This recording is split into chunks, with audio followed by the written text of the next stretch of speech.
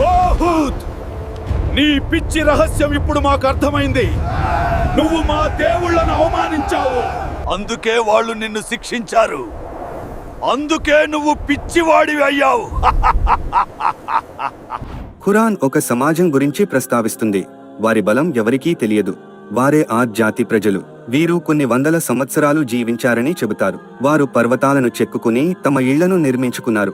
వీటిని నేటికీ ప్రపంచ అద్భుతాలుగా పరిగణిస్తారు.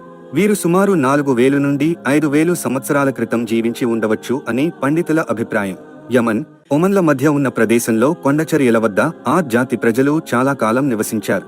అల్లాహ్ వారికి అన్ని రకాల ఆశీర్వాదాలను అనుగ్రహించాడు. కానీ వీరు అల్లాహ్తో పాటు వారు అనేక సృష్టితాలను ఆరాధించేవారు. ఇది మహాపరాధం.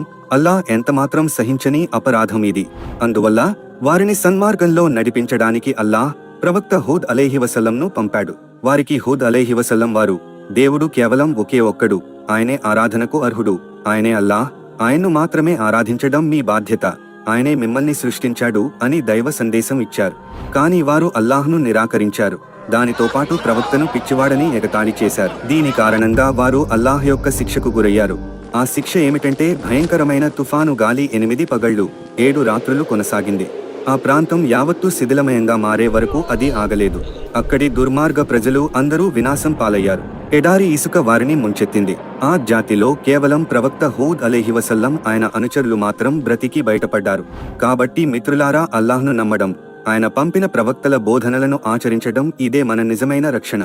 ఓ అల్లాహ్, మాకు సన్మార్గంపై నిలకడగా ఉండే సద్బుద్ధిని ప్రసాదించు. ఆమెన్. మిత్రులారా, ఈ వీడియో ఎక్కువ మందికి షేర్ చేయండి. దీని ప్రతిఫలం మీకు కూడా లభిస్తుంది. మరిన్ని వీడియోస్ కోసం సబ్స్క్రైబ్ చేసుకోవడం మరవకండి.